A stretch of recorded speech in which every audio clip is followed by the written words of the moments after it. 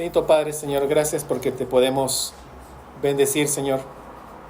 Gracias porque nos has permitido levantar oraciones hacia ti, Señor. Porque nos permites cantar para alabar la gloria de tu salvación para con nosotros, Padre. Gracias porque es precioso cuando como iglesia nos unimos a una voz, Señor, y te alabamos a ti, Señor. Gracias por eso, Padre.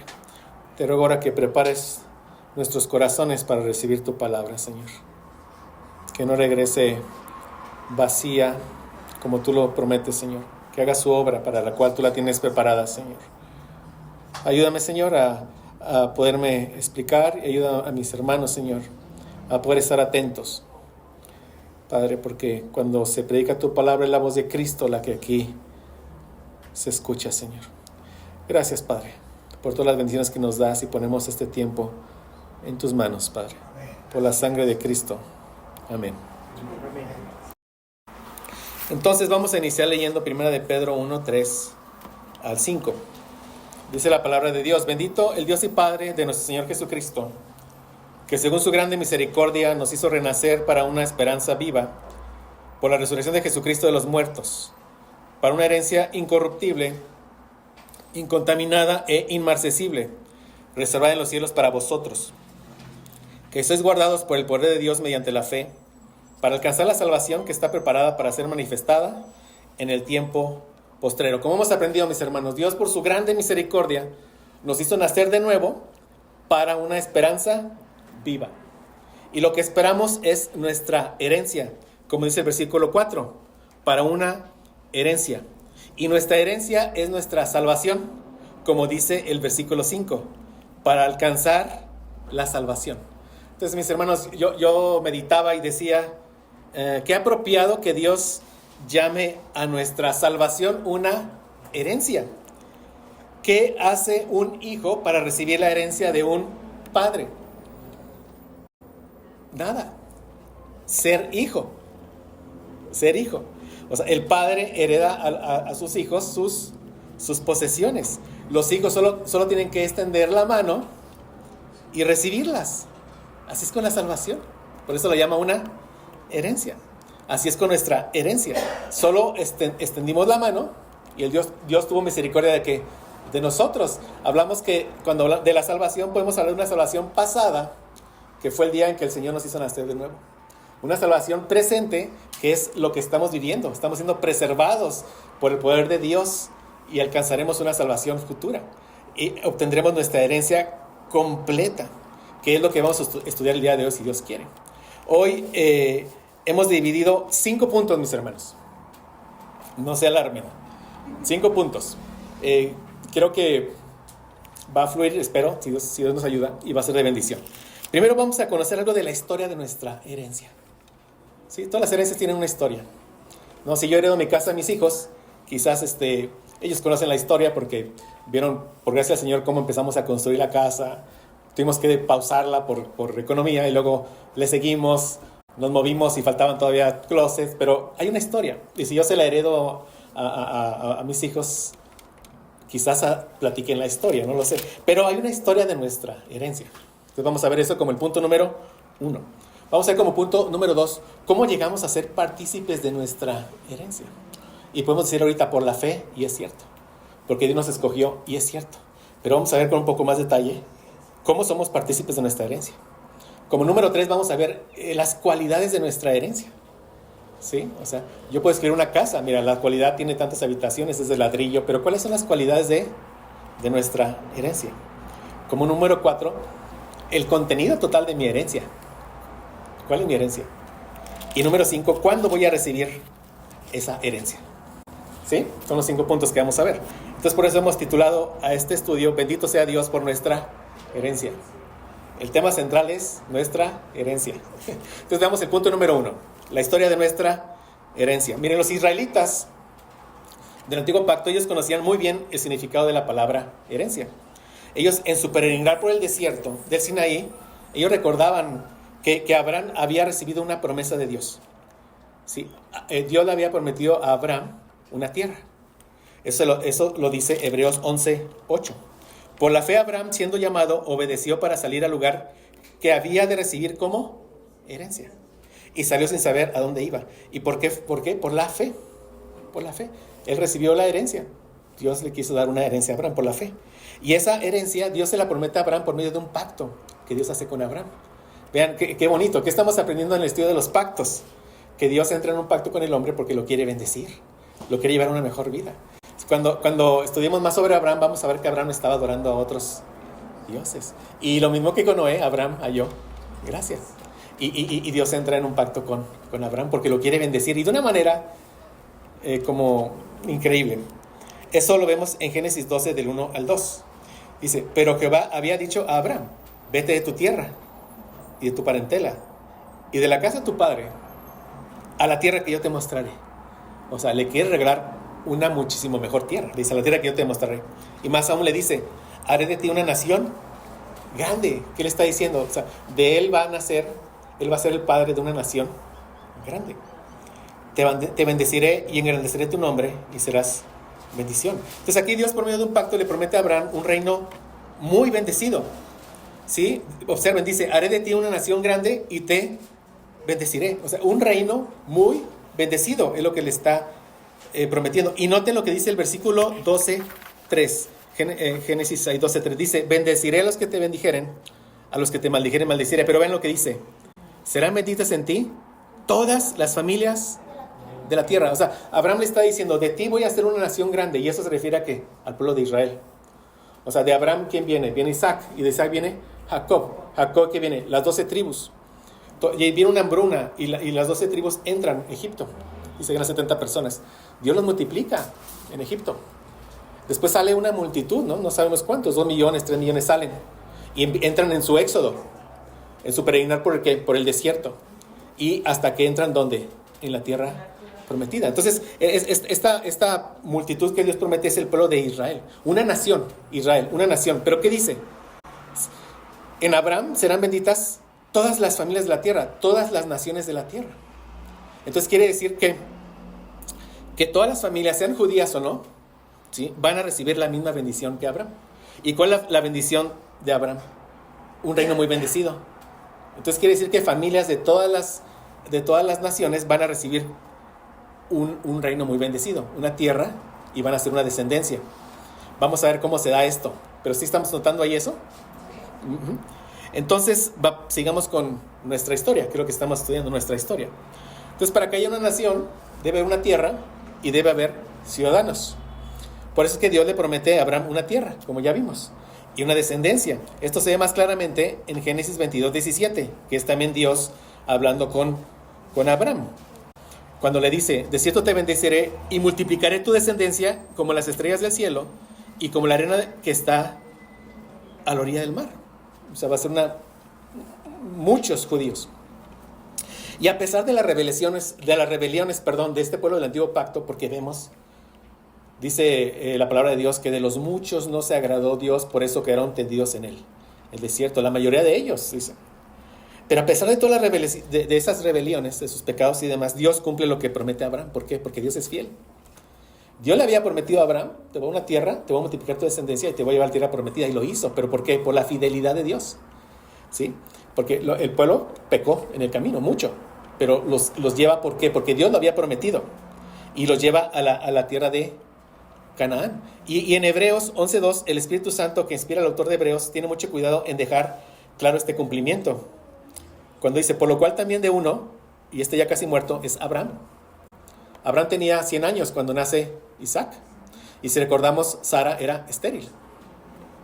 O sea, fue de una forma que milagrosa. Entonces, aquí estamos hablando de 2 descendencias de Abraham. Una física, que son ¿quiénes? Los israelitas. Que cómo nacieron ellos, de forma natural. Y la otra descendencia, cuando dice serán benditas en ti todas las familias de la tierra, esa otra descendencia va a ser una descendencia espiritual. ¿Y cómo van a ser? De forma milagrosa. De la misma forma que nació Isaac, de forma milagrosa. Pero bueno, aquí el punto es que Hebreos está dejando constancia de que Dios cumplió lo que prometió. Hay que tener eso bien claro.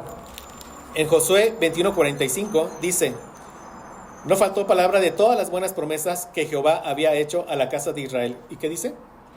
Todo se cumplió. Esto es importante entenderlo. O sea, Dios cumplió todas sus promesas que hizo al pueblo del antiguo pacto. ¿Por qué? Porque en otro tipo de enseñanzas se está esperando que Dios cumpla sus promesas.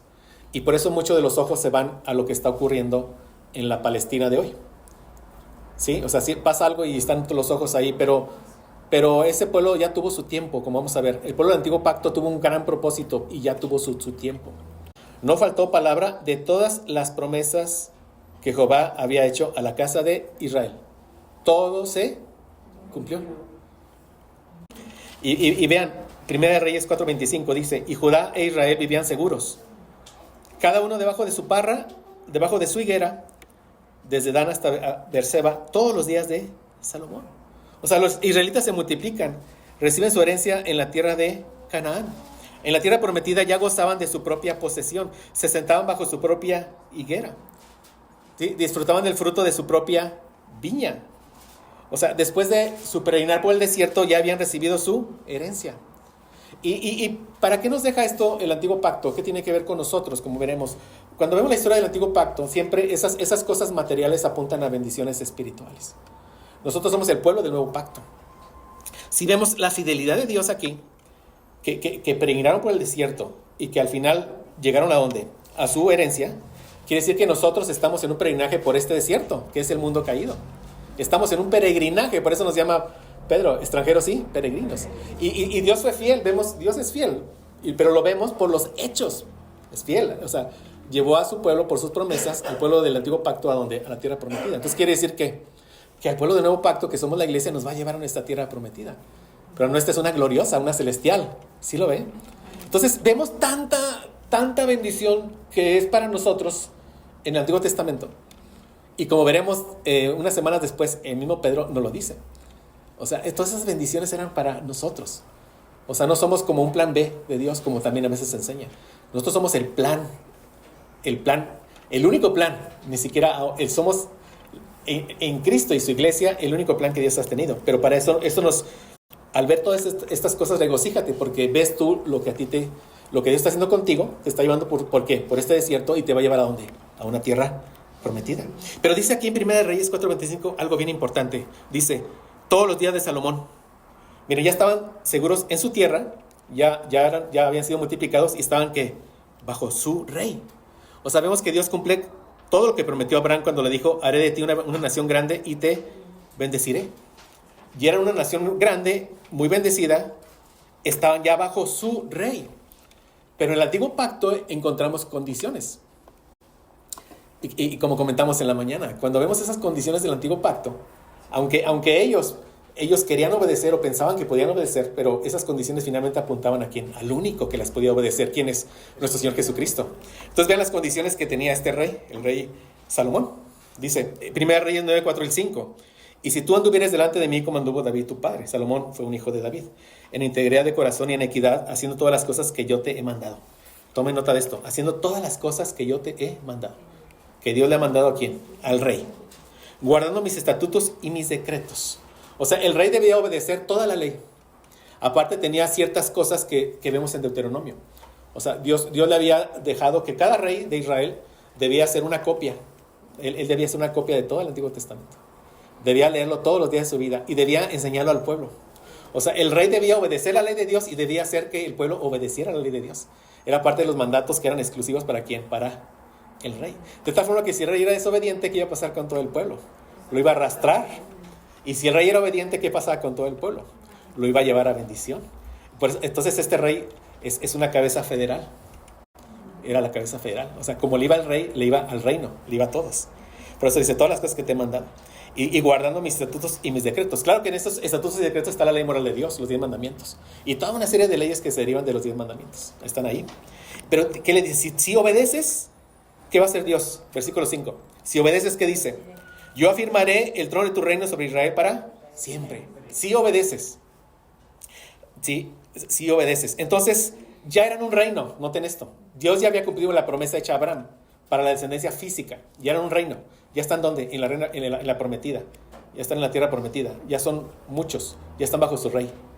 Pero ya son un reino. Ya están ahí. Pero para que permanezcan en el reino, ¿qué tiene que hacer el rey? Obedecer. ¿Sí me están siguiendo? Le tiene que obedecer. Pero también había sanciones por la desobediencia del rey. que dice 1 Reyes 9, 6 y 7. Mas si obstinadamente os apartáis de mí vosotros y vuestros hijos, y no guardaréis mis mandamientos y mis estatutos que yo he puesto delante de vosotros, sino que fuereis y sirviereis a dioses ajenos y los adorareis, ¿qué dice? Yo cortaré a Israel de sobre la faz de la tierra que les he entregado. O sea, ya los llevó por sus promesas, pero si son desobedientes y siguen a otros dioses, como lo hicieron, ¿qué va a hacer? Los va a desterrar, los va a exiliar. ¿Y qué pasó? Primero Reyes 11, la primera parte del versículo 4 y la primera parte del versículo 6. Sucedió que cuando Salomón era ya viejo, sus mujeres desviaron su corazón tras otros dioses. Y el 6 dice, Salomón hizo lo malo a los ojos del Señor. Entonces vemos que eso es lo que caracterizó a los reyes de Israel, a la mayoría de ellos, con muy poquitas excepciones. Hicieron lo malo a los ojos del Señor. Y vino una serie de juicios. Ellos fueron desterrados por los asirios. Eso fue en el 722 a.C. Son desterrados. Y después por Babilonia, en el 586 a.C. Viene una serie de juicios. ¿Qué dijo Dios? Si desobedeces, que te voy a desterrar, te voy a arrancar de la tierra. Y lo hizo. Y finalmente por los romanos, cuando llegó la mayor apostasía de los judíos, en el año 70 después de Cristo. ¿Cuál fue la mayor apostasía de los judíos? Haber rechazado al Mesías. Haber gritado, crucifícale, crucifícale. Fue la mayor apostasía. Rechazaron a Dios en carne que estaba con ellos. Y ahí vino ya, son exiliados en el año 70. Y ahí termina el pueblo del Antiguo Pacto. Ahí termina. Pero el pueblo del Antiguo Pacto tiene mucha gloria, porque como aprendemos de cómo Dios los trató. Sí. Cómo los trató con mucha misericordia, con mucha fidelidad, cumplió todas sus promesas, y eso está tratando con ¿quiénes? Con nosotros. Y algo bien importante, del pueblo del Antiguo Pacto de los judíos vino el Salvador. O sea, el Señor Jesucristo es judío. Entonces yo creo que la mayor gloria que tienen los judíos es que de ellos vino el Mesías. Gracias a Dios por eso. ¿No? Y vamos a pasar al punto 2. ¿Cómo llegamos a ser partícipes de nuestra herencia? ¿De qué manera? Bueno, como les he comentado, ¿verdad? Esta herencia del pueblo del Antiguo Pacto era una terrenal. Apuntaba a otro tipo de herencia del pueblo del Nuevo Pacto, una espiritual, ¿sí? O sea, todos esos cumplimientos terrenales del Antiguo Pacto apuntaban a cumplimientos espirituales. ¿Para quién? Para un pueblo del Nuevo Pacto. El pueblo del Nuevo Pacto es la iglesia, somos nosotros. Pero todas las bendiciones que van a llegar al pueblo del Nuevo Pacto las va a ganar un descendiente de Abraham, ¿sí? Y por eso la salvación y ese reino va a llegar ¿a quién? A familias de toda la tierra, pero van a llegar por un descendiente de Abraham. ¿Quién es? Nuestro Señor Jesucristo. Génesis 22, 18, que también es Dios hablando con Abraham. Le dice, en tu simiente, ¿qué es simiente? Tu descendencia. Serán benditas todas las naciones de la tierra, por cuanto obedeciste mi voz, le dice a Abraham. Pero vean ¿qué hacen los apóstoles? Los apóstoles nos ayudan a entender la palabra de Dios de una forma correcta. Y aquí está el apóstol Pablo ayudándonos a entender lo que eso significa para nosotros. Gálatas 3:16 dice, ahora bien, a Abraham fueron hechas las promesas y a su simiente. A su simiente. ¿Y qué dice? No dice y a las simientes, como si hablase de muchos, sino como de uno. Y nos dice específicamente quién es. A tu simiente, la cual es Cristo. Entonces Cristo es el verdadero hijo de David. Es el rey que vino ¿a qué? A cumplir con todos los mandamientos que Dios había dejado. Él es el descendiente prometido ¿a quién? A Abraham. Es Cristo, ¿no? Entonces, todas, como les dije, todas esas bendiciones terrenales del Antiguo Pacto apuntan ¿a qué? A bendiciones espirituales en el Nuevo Pacto. Entonces, la multiplicación del pueblo de Israel apuntaba ¿a qué? A una multiplicación espiritual de un nuevo pueblo. ¿De cuál? Del Israel espiritual. El Israel espiritual es la iglesia. Nosotros somos el verdadero Israel, como vamos a ver ahorita, la iglesia. Entonces, la tierra de Canaán, ¿a qué apuntaba? A una tierra celestial, a los cielos nuevos y a la tierra nueva. Y el rey Salomón apuntaba a otro rey. ¿A quién apuntaba? Al hijo de David, con mayúsculas, a nuestro Señor Jesucristo. ¿Vamos viendo, mis hermanos? En Gálatas 4:4 leemos lo siguiente. Dice, cuando vino el cumplimiento del tiempo, Dios envió a su Hijo, nacido de mujer y nacido bajo la ley. O sea, especifica esto, nacido bajo la ley, porque nuestro Señor Jesucristo, siendo judío, nació con la obligación de cumplir ¿con qué? Con toda la ley, todos los mandamientos de Dios. Pero nuestro Señor Jesucristo cumple con todos los mandatos que se van dejando en todo el antiguo pacto. Todos.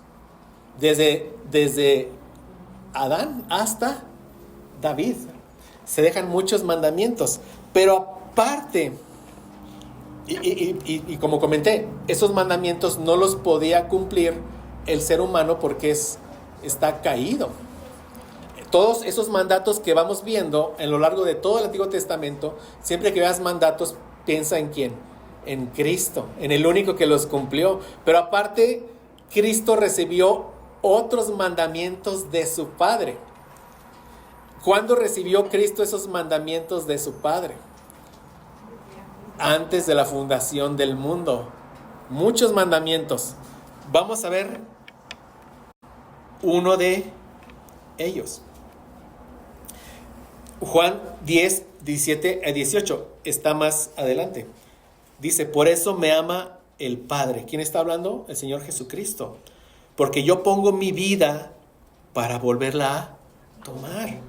Nadie me la quita, sino que yo de mí mismo la pongo. Tengo poder para ponerla y tengo poder para volverla a tomar. ¿Y qué dice? Este mandamiento recibí de mi Padre. O sea, Cristo recibió mandatos exclusivos para Él. Es un pacto glorioso de redención eterno que fue hecho entre la Trinidad. Este mandamiento recibí de mi Padre. ¿Quién puede dar su vida y tomarla de nuevo? Solo el Hijo de Dios. Solo el Hijo de Dios.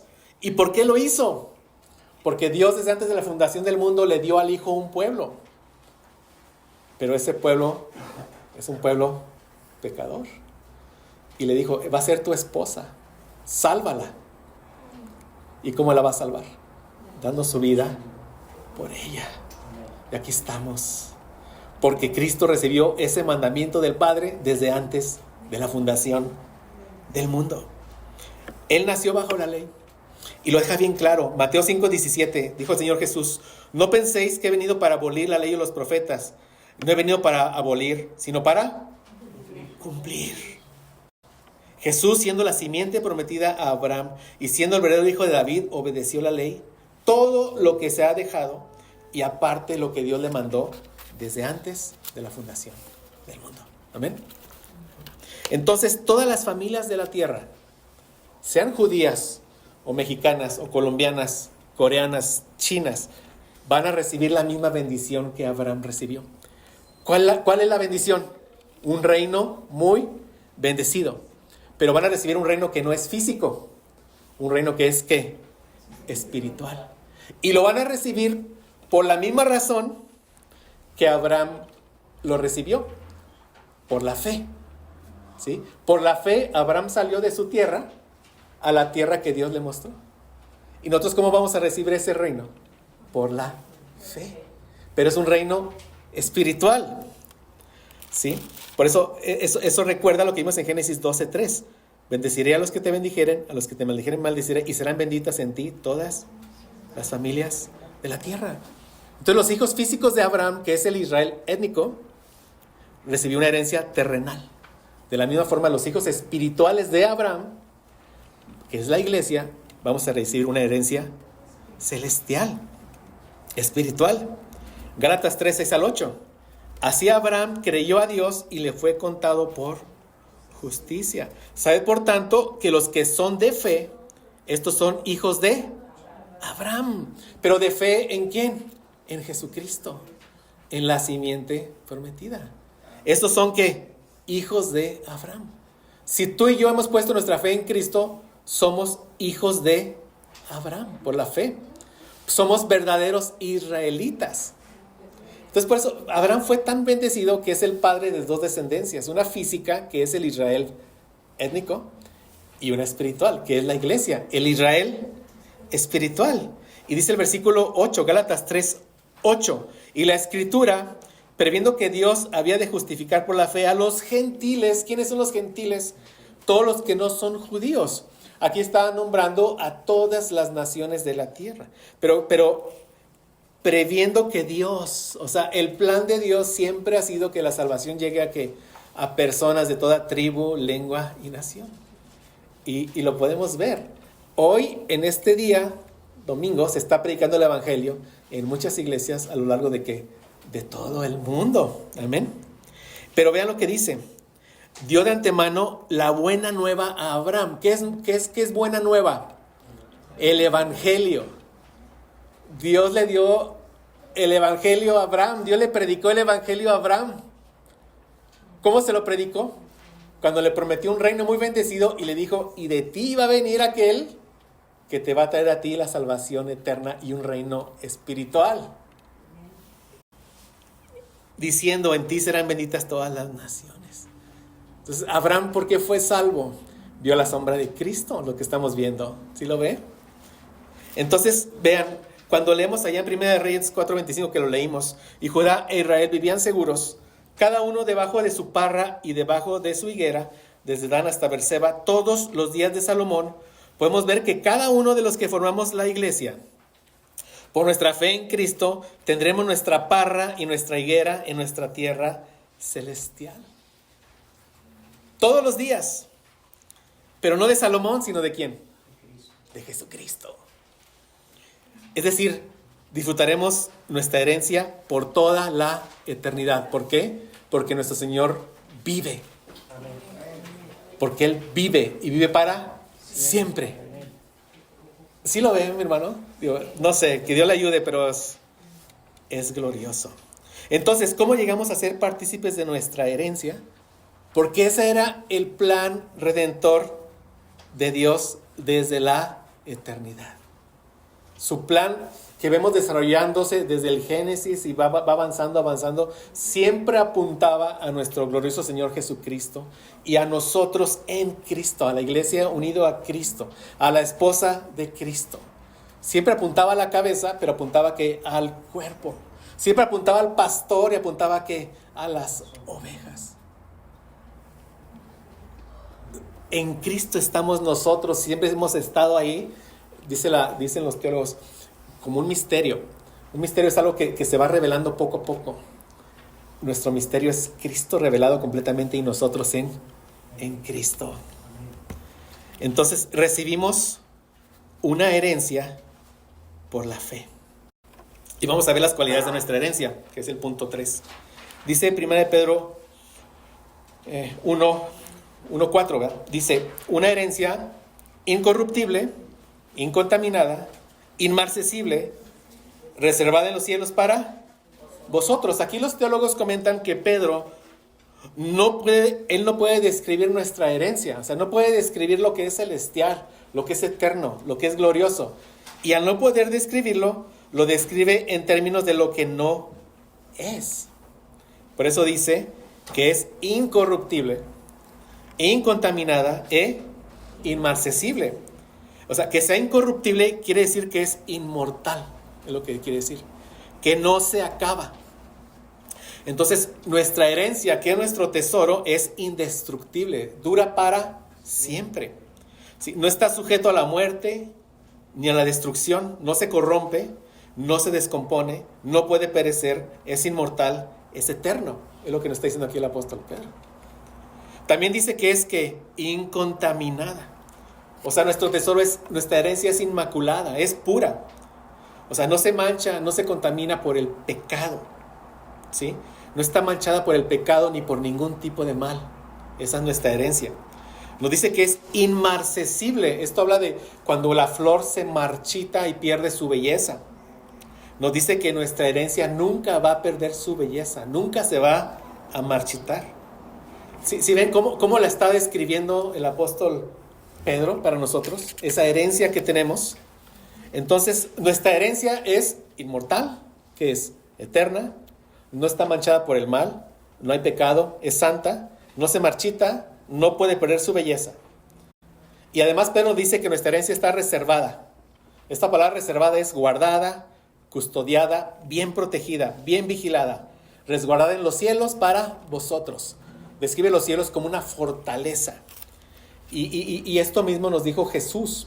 O sea, aquí Pedro está haciendo eco de las palabras de Jesús cuando lo dice en Mateo 6, 19 al 21. Cuando dice, no os hagáis tesoros en la tierra, donde la polilla y el orín corrompen, y donde ladrones minan y hurtan, sino haceos tesoros en el cielo, donde ni la polilla ni el orín corrompen, y donde ladrones no minan ni hurtan, porque donde esté vuestro tesoro, ahí estará también vuestro corazón.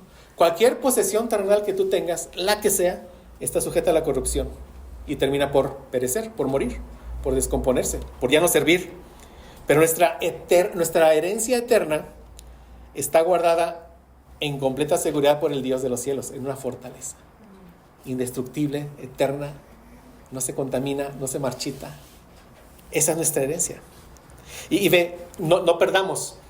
Esta carta está dirigida a cristianos que están sufriendo por su fe. ¿Y qué le está diciendo el apóstol Pedro? En medio de toda esta situación tan insegura a tus ojos y a nuestros ojos, tan insegura, hay algo que es ciertísimo para ti. Hay un muchísimo mejor futuro guardado para ti. Es una herencia. Una herencia con estas cualidades. ¿Y qué herencia tiene estas cualidades, mis hermanos? ¿Qué herencia es inmortal? ¿Qué herencia es eterna? ¿Qué herencia es que ya nunca peca? ¿Qué herencia es que nunca pierde su belleza? Vamos a pasar al punto 4. El contenido de nuestra herencia. Entonces, dice Efesios 5:5, sabéis esto, que ningún fornicario o inmundo o avaro que es idólatra tiene herencia en el reino de Cristo y de Dios. Entonces, ¿cuál fue la herencia de Abraham y del pueblo del antiguo pacto? Un reino. ¿Cuál es nuestra herencia? Un reino. Pero el reino de Cristo y de Dios. Entonces este reino, el reino de Cristo y de Dios, está compuesto por israelitas espirituales. Pero estamos viendo ya el futuro. Una iglesia que será glorificada. Vamos a ver ahorita lo que esto significa. ¿Sí? Una iglesia que ya no va a pecar, que es inmortal. Una tierra celestial que nunca va a perder su belleza. Y lo más glorioso de nuestra herencia.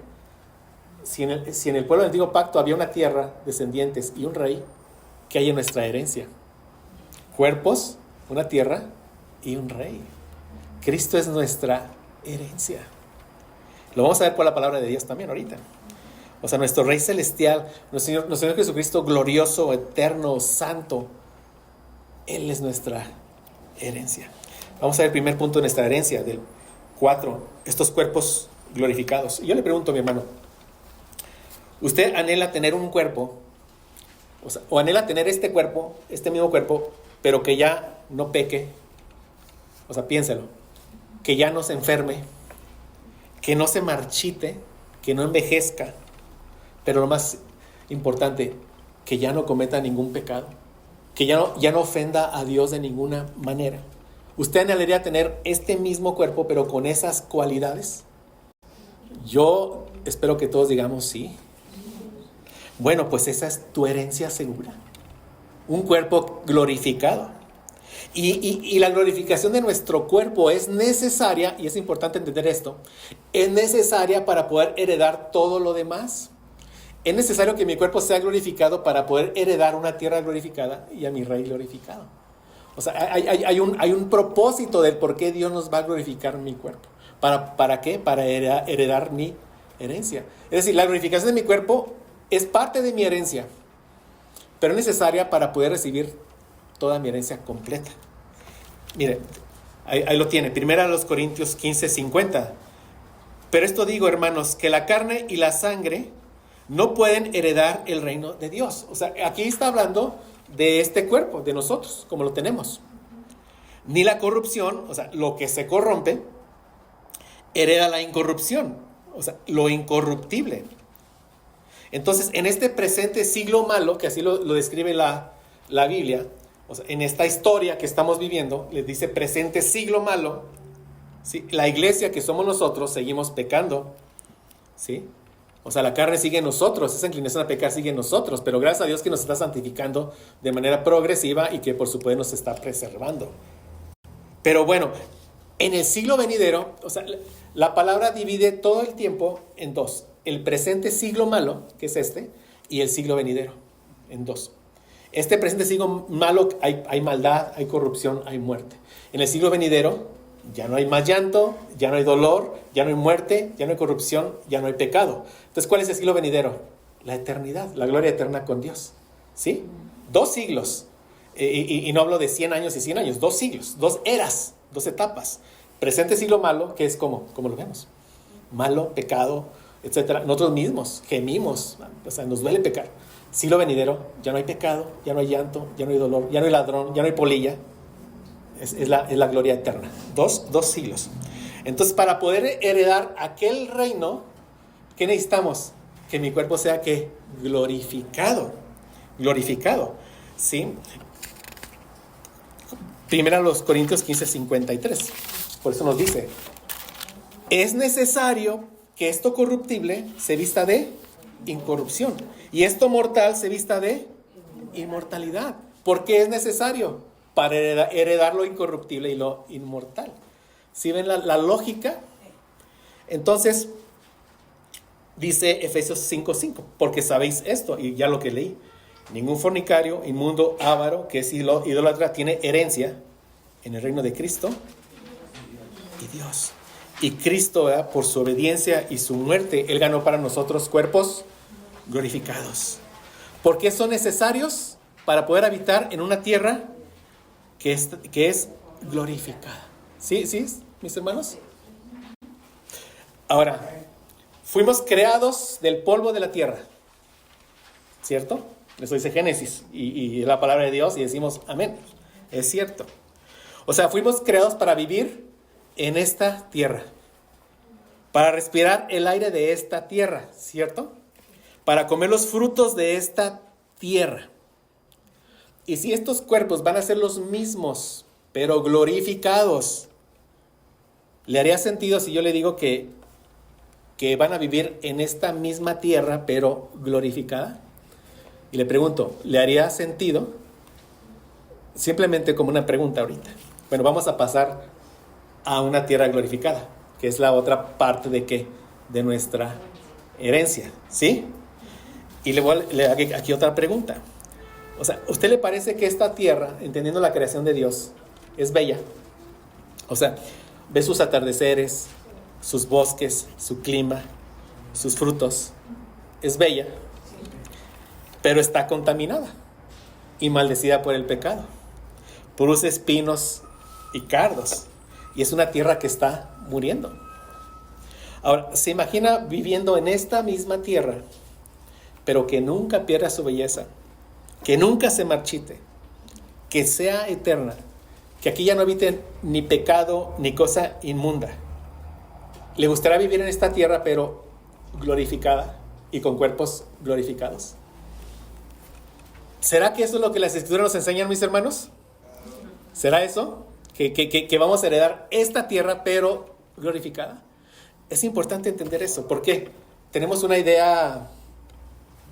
¿Qué idea tiene usted o tenía? Flotando y ¿cómo nos pintan? ¿Como angelitos tocando el arpa o no sé? Vamos a ver lo que dice la palabra de Dios. Dice Apocalipsis 21:1.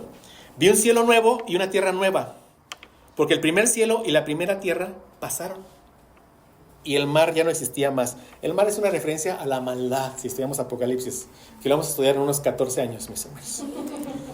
Pero dice, vi un cielo nuevo y una tierra nueva. Aquí se refiere a toda la creación. Cuando dice en el principio Dios creó los cielos y la tierra, creó que toda la creación, todo el universo. Aquí se refiere a lo mismo.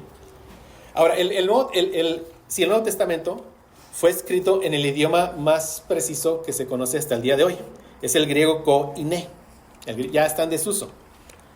Y hay una palabra griega para traducir nuevo que es neo. Neo. Significa que es algo nuevo en tiempo y en origen. Neo. Algo que no existía y acaba de llegar a la existencia. Por ejemplo, la palabra neófito se usa para un nuevo creyente. Significa recién plantado. Neo, nuevo. Fito, retoño. O sea, cuando un nuevo creyente llega es nuevo. Apenas llegó a la fe. Es la palabra neo, ¿sí? Otra palabra griega que se usa para describir algo que es nuevo es kainos. Esta se refiere a algo que ya existe, pero que ahora tiene cualidades muy diferentes. Algo que es nuevo en calidad, pero no en el tiempo. Por ejemplo, este versículo que les dejé por ahí, Lucas. Usted dígame qué palabra usa el griego, sineo o kainos. Dice, nadie echa vino nuevo en odres viejos, porque entonces el vino nuevo romperá los odres y se derramará, y los odres se perderán, sino que el vino nuevo debe echarse en odres nuevos. ¿Cuál palabra se usó aquí para nuevo? ¿Neo o kainos? Neo. ¿Sí? Neo. A ver, en este otro, en 1 de Juan 2, 7, 8 dice, amados, no os escribo un mandamiento nuevo, sino un mandamiento antiguo que habéis tenido desde el principio. El mandamiento antiguo es la palabra que habéis oído. Aquí se refiere al mandamiento de amarás a tu prójimo como a ti mismo. Pero ¿qué dice? Ese mandamiento antiguo, ¿qué nos dice? Es nuevo. Porque dice, por otra parte, os escribo un mandamiento nuevo. Y se refiere al mismo mandamiento. Amarás a tu prójimo como a ti mismo, el cual es verdadero en él y en vosotros, porque las tinieblas van pasando y la luz verdadera ya está alumbrando. Bueno, ¿qué palabra se usa aquí? ¿Neo o kainos? ¿Por qué? Porque ese mismo mandamiento en Cristo es el mismo mandamiento, pero es distinto, porque ya lo obedezco. Por mi amor a Dios, llamo al prójimo. El mismo mandamiento, pero es kainos. ¿Sí me sigue? Gracias a Dios, porque con este calor, mis hermanos, gracias a Dios. Entonces, en Apocalipsis 21:1, ¿cuál palabra creen que se usa cuando dice cielos nuevos y tierra nueva? ¿Neo o kainos? Kainos. Y vaya, tengo una Biblia en griego, si quiere ir a mi casa, léala, y va a ver ahí kainos. O sea, ¿qué se refiere? Es la misma tierra, pero ¿qué? Con cualidades nuevas, mucho más excelsas que las actuales. O sea, a pesar de la caída, este mundo es hermoso. Cuando vamos a Mazatlán, vemos la sierra y nos deleitamos. ¿Quién se cansa de ver un árbol? O sea, puedes tener el cuadro más famoso y caro y te cansas del cuadro, ¿no? Pero tener ahí un árbol en tu casa, nunca te cansas de verlo, porque fuimos creados para deleitarnos viendo la creación de Dios. Entonces, si este mundo ya es hermoso, te imaginas ahora este mismo mundo que vamos a heredar, pero glorificado. Apocalipsis 21, 4, 5 dice, Él enjugará toda lágrima de sus ojos, Cristo, y ya no habrá muerte, ni habrá más duelo, ni clamor, ni dolor, porque las primeras cosas han pasado. El que está sentado en el trono dijo, he aquí yo hago nuevas todas las cosas, kainos. Todas las cosas. Es que, mira, la historia de la redención, mi hermano, es la recuperación de ese paraíso que se perdió por el pecado de Adán. O sea, el postre Adán, Cristo está recuperando el paraíso perdido. Y lo está recuperando en su totalidad. El pecado entra en el hombre y ¿qué nos provocó? Como estudiamos, la muerte. Y como estudiamos otros domingos anteriores, la tierra fue maldecida, ¿sí? Entonces, ¿qué está haciendo el Señor Jesucristo? Recuperando todo lo que se perdió, el postre Adán. Es decir, la redención de nuestro Señor Jesucristo es de nuestros cuerpos, es de toda la tierra y es cósmica, es de todo el universo. Todo el universo. Ahora, ¿habrá apoyo bíblico que nos diga esto? Gracias a Dios que sí hay. Romanos 8, 18 al 23. Vamos a lectura este pasaje que tiene ahí. Dice, considero que los sufrimientos de este tiempo presente son sufrimientos por el pecado, por la caída. No son dignos de ser comparados con la gloria que nos ha de ser revelada. Amén. O sea, por mucho que sea sufrimiento aquí, no se compara con la gloria que vendrá. ¿Sí? No se compara. Ahí lo tienen en sus notas. Y dice, porque, vean Romanos 8, 19. ¿Sí están ahí, mis hermanos? Vean, ¿qué dice? El anhelo profundo de la creación es aguardar ansiosamente la revelación de los hijos de Dios. Es aguardar que, dice, la glorificación de los hijos de Dios. Pero vean, el anhelo profundo de ¿cuál creación? De esta creación. Porque la creación fue sometida a vanidad, o sea, se resiste a dar su fruto, o sea, se marchita, es lo que dice aquí. No de su propia voluntad, sino por causa de aquel que la sometió en la esperanza. ¿Qué dice el 21?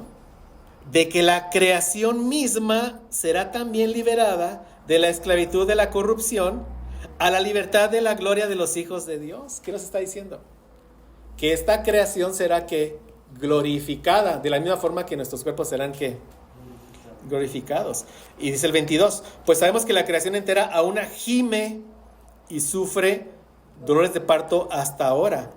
Y no solo ella, sino que también nosotros mismos, que tenemos las primicias del Espíritu, aún nosotros mismos gemimos en nuestro interior, aguardando ansiosamente la adopción como hijos, la redención de nuestro cuerpo. O sea, ¿qué nos está diciendo aquí? Que con la creación va a suceder, exactamente lo mismo que va a suceder con nosotros. ¿Y qué va a suceder con nosotros cuando el Señor venga por segunda vez?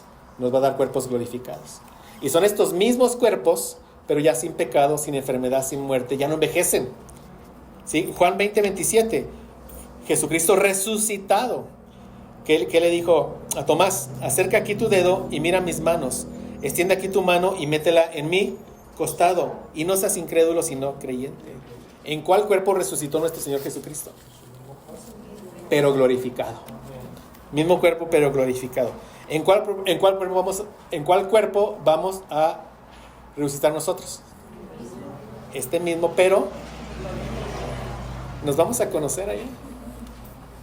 Allá nos vamos a conocer.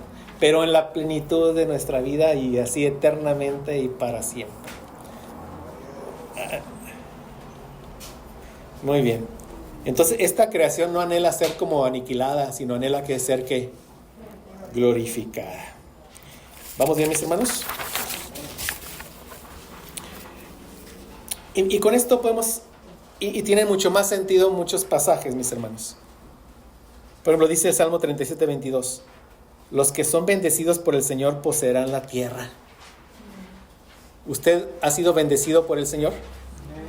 Yo he sido muy bendecido, ¿verdad? Me quitó mi corazón de piedra, me dio un corazón de carne. Puso su espíritu en mí. Me regresó esa capacidad para volverlo a amar. Entonces, si yo he sido muy bendecido, yo voy a poseer la tierra. ¿Cuál tierra? Esta, pero glorificada. Pero los maldecidos por él serán exterminados. Los justos poseerán la tierra y para siempre morarán en ella. Entonces, aquí estamos viendo el cumplimiento espiritual de las promesas hechas a Abraham. Cristo con su sangre nos hizo un reino de sacerdotes, y esto es bien importante, y lo vemos en Apocalipsis 5:9 al 10. Esto es muy importante, mis hermanos. Dice, y cantaban un cántico nuevo diciendo, digno eres de tomar el libro y de abrir sus sellos, porque tú fuiste sacrificado, inmolado. ¿Quién? Nuestro Señor Jesucristo. Con tu sangre compraste para Dios a gente de toda tribu, lengua, pueblo y nación. Estamos viendo aquí el cumplimiento pleno de las promesas hechas a Abraham, pero en la descendencia espiritual. ¿Sí lo ve?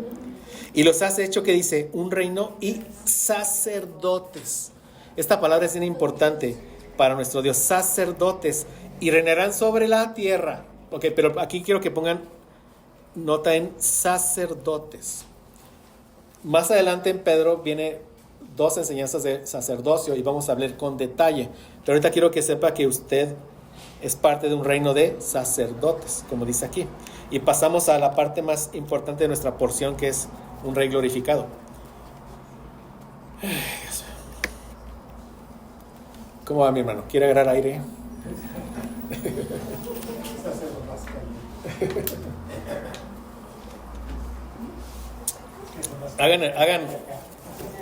Hagamos un esfuerzo, mis hermanos.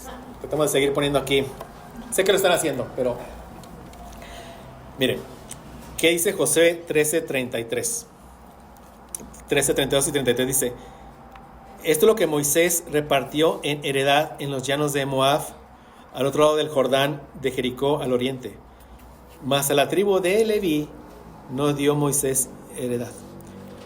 La tribu de Leví era la tribu sacerdotal.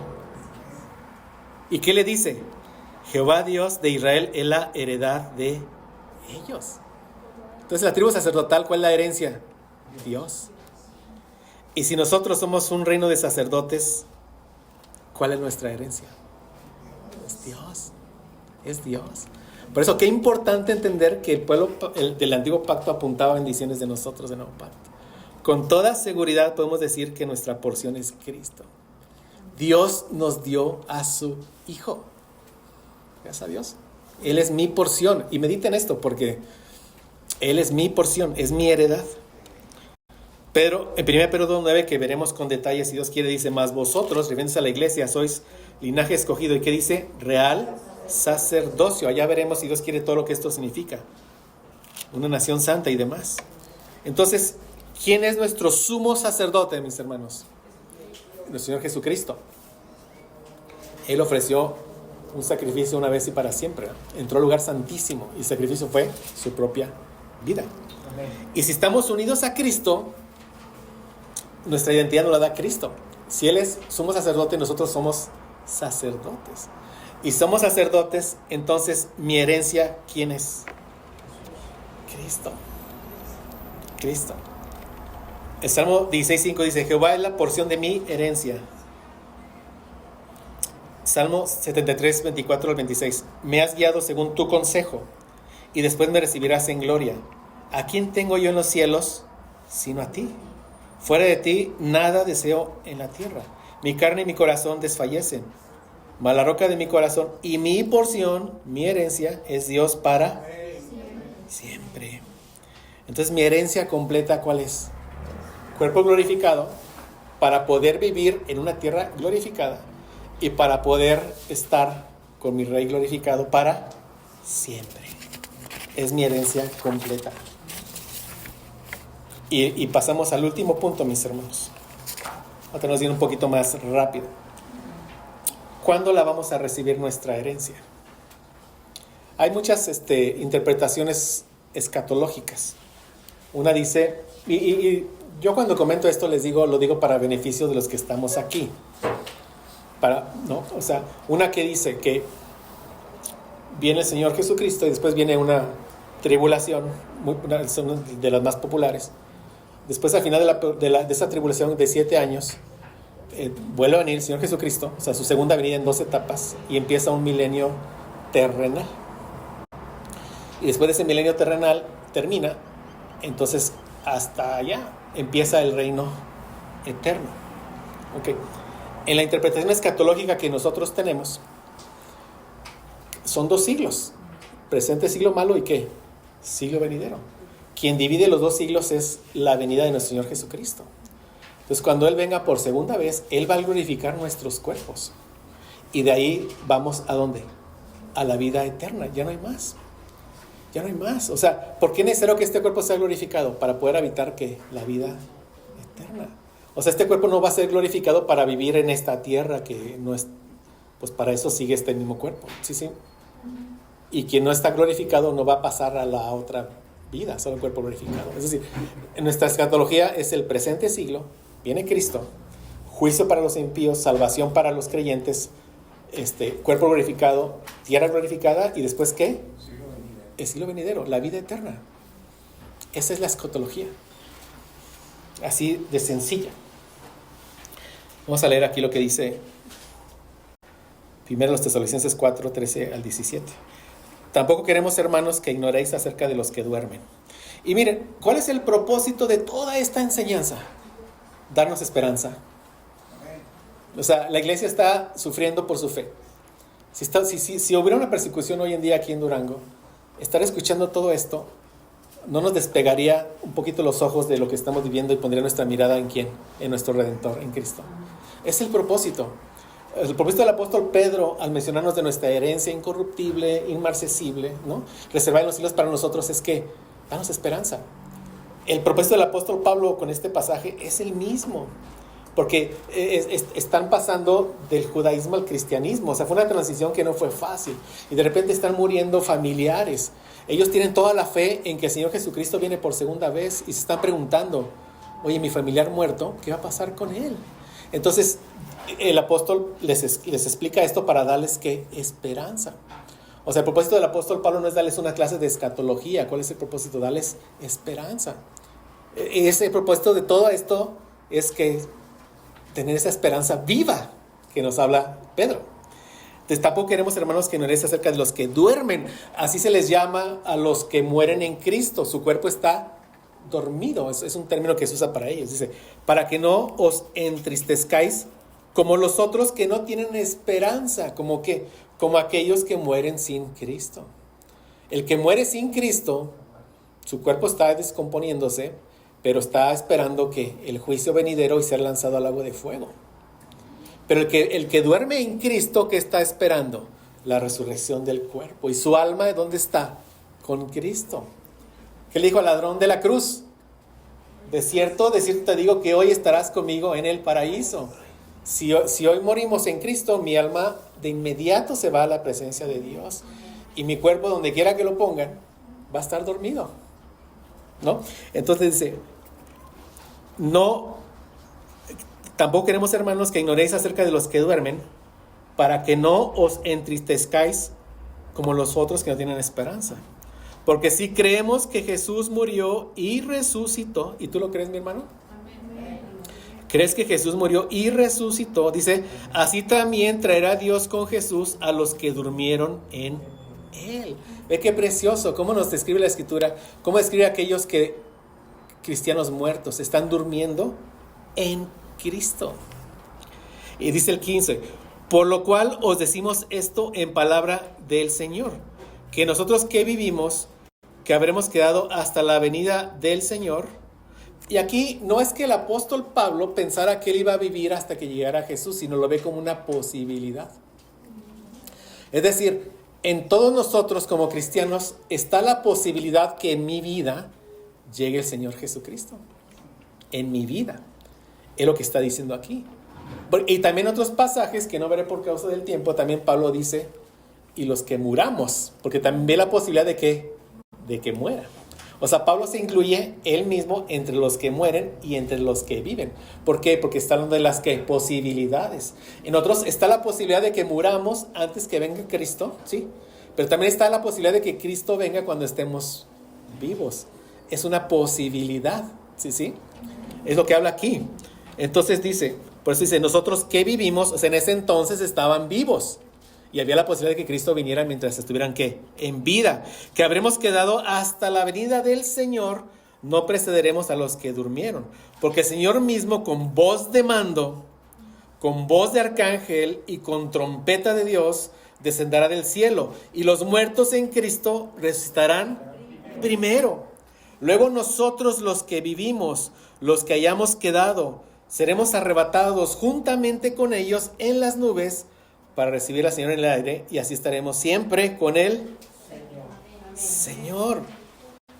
Siempre con el Señor, ya la gloria eterna. La gloria eterna con el Señor. 3 detalles, hermanos, y ya cerramos. El Señor mismo dice, con voz de mando. Literalmente es un grito de mando. Es esa voz de Cristo anunciando que la hora ha llegado, que el juicio final ha llegado, con voz de mando. Pero también es una voz de Cristo llamando a los suyos a salir de sus tumbas. Es la misma voz que resucitó a Lázaro, y es la misma voz, pero ahora retumbando desde el cielo. Y todos como Lázaro, si morimos en Cristo, si dormimos en Cristo, saldremos de nuestras tumbas. Si estás muerto, cuando Cristo venga, tú vas a escuchar su voz de mando, vas a escuchar, sal de la tumba. ¿Y qué vas a hacer? Vas a salir de la tumba. Amén. Pablo dice, con sonido de trompeta. Y esto se da en un contexto de la resurrección de los muertos y la transformación de los vivos. Y más aún, dice 1 Corintios 15, 51 y 52, a la final trompeta. ¿Qué quiere decir esto? La final trompeta, ya no hay más. O sea, viene Cristo y viene la eternidad para nosotros. He aquí os digo un misterio, no todos dormiremos, pero todos seremos transformados. En un momento, o sea, en un pestañeo, en un abrir y cerrar de ojos, así, a la final trompeta. Ya no hay más. Después de ahí viene el reino eterno. Y porque se tocará la trompeta y los muertos serán resucitados incorruptibles y nosotros seremos transformados. Amén. Entonces sí creemos en un arrebatamiento, pero no secreto. Muchos dicen, este es el versículo de los más ruidosos de la Biblia. Con voz de mando, voz de arcángel, trompeta de Dios. Siendo que arrebatados. Una pregunta. A mi mamá la incineraron. ¿Va a resucitar en un cuerpo glorificado? Si su mamá puso su fe en Cristo, Sí, sin duda. sin duda va a tener un cuerpo glorificado. Mire, gracias por la pregunta. Si yo muero, pues me van a enterrar. ¿Y qué pasa? Polvo soy y al polvo volveré. O sea, abra la tumba de Francisco Villa y... Pero todos los que mueran en Cristo van a ser glorificados. Yo sé que algunos dicen, no, que no te incineren, que todos vamos a ser glorificados. Oye, si dono mis órganos, vas a ser glorificado. ¿Sí? Allá la va a ver allá en la eternidad, mi hermano. Es nuestra esperanza viva. Amén. Gracias a Dios. Cerremos aquí, mis hermanos. Gracias por la pregunta. Gracias por la pregunta. Padre Santo, gracias por tu palabra, Señor. Nos deleitamos tanto en tus verdades, Señor. Nos das tanta esperanza, Padre. Gracias, Señor, porque nos quedamos con hambre de seguir aprendiendo de ti, Señor. Y gracias porque tenemos una vida eterna, Señor, para seguirte conociendo por toda la eternidad, Padre. Tanto, y te damos gracias porque nos enseñas que nuestra herencia es incontaminada, inmarcesible, que no se marchita, Señor, porque nuestra herencia es un cuerpo glorificado que lo necesitamos para poder habitar en una tierra glorificada, pero sobre todo para poder vivir para siempre con nuestro Rey glorificado, Señor. Gracias y te decimos, ven pronto, Señor. Ven pronto, Señor. Sabemos que cuando vengas, vienes a traer juicio a los que te rechazaron, pero gloria eterna a los que por tu gracia te hemos recibido, Padre. Ven pronto, Señor, sabiendo que de ahí vendrá la gloria eterna para nosotros, Señor. El tiempo de salvación es hoy. Mientras viene, Señor, muévenos a abrir nuestras bocas y predicar tu evangelio, Señor. Ayúdanos a hacerlo, Padre. Perseveremos en santidad, Padre, que nuestro testimonio no sea mancha, que no sea impedimento para poder predicarte, Señor. Y sabemos que en tu voluntad traes a vida a los que tú querrás traer a vida, Señor. Nosotros te glorificamos cuando decimos que tú te encarnaste, viviste una vida perfecta y moriste para dar vida, Señor. Si das fe o traes juicio, gloria a ti, Señor. Gloria a ti por eso, Padre. Gracias, Señor, y te ruego que nos congregues de nuevo en tu próximo día, Señor, el próximo domingo, para poder seguir alimentándonos de este bendito pan celestial, Señor, que nos mandas, que es tu palabra, Señor. Gracias, Padre, por tanta bendición que derramas en nuestras vidas. Gracias, Padre, por tu bendita palabra, por Señor Jesucristo. Amén. Amén. Gracias, mis hermanos. Vamos a cerrar cantando el 366 en Jesucristo, ¿les parece?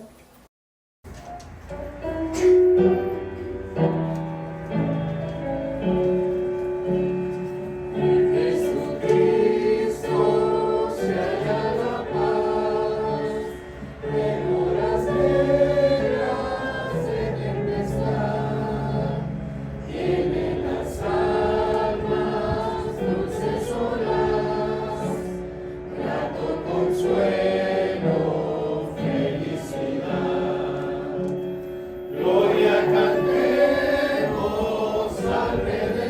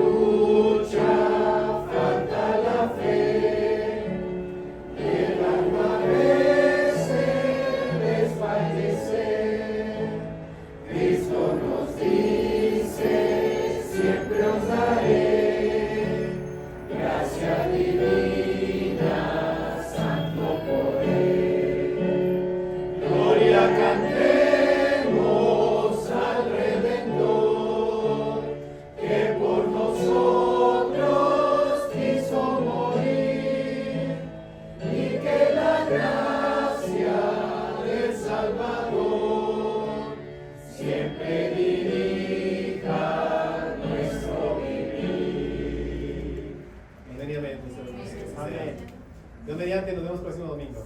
Hermanos. Amén. Dios bendiga la semana. Gracias. Amén, hermano.